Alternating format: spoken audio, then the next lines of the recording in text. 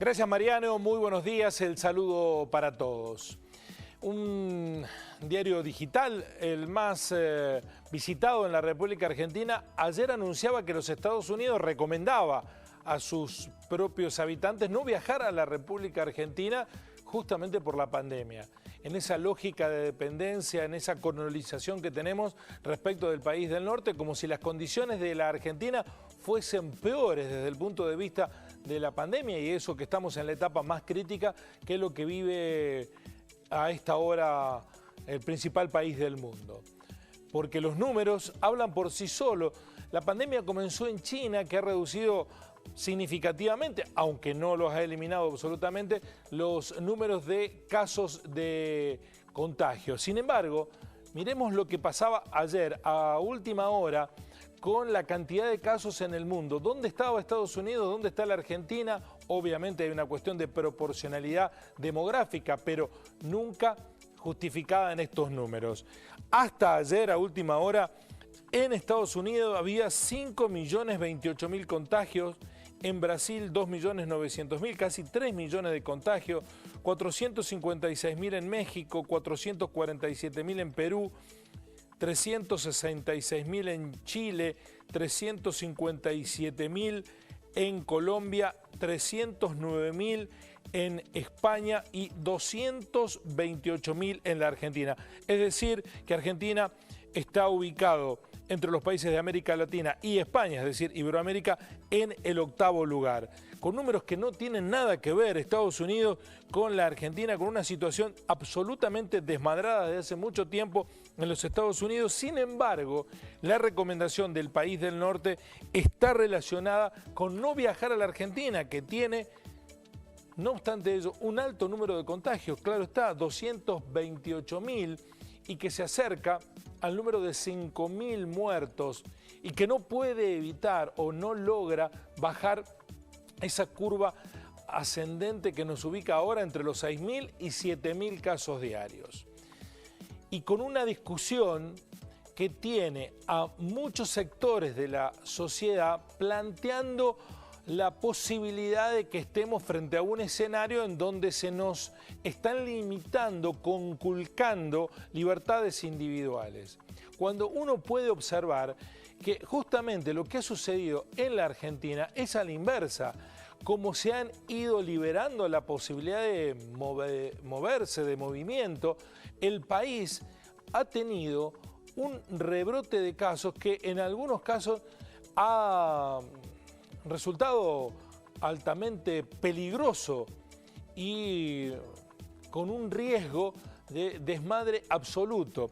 Veamos el cuadro que el propio Google establece en el comparativo de lo que ha sucedido con la evolución de la movilidad en las provincias, porque hoy, además del AMBA, de lo que sucede en Capital Federal y el Gran Buenos Aires, en las provincias también está el inconveniente. Comparemos, por ejemplo, tomemos la provincia de Buenos Aires, que tenía en marzo una capacidad de movilización reducida, es decir, el 58,9% de la población en marzo no podía movilizarse.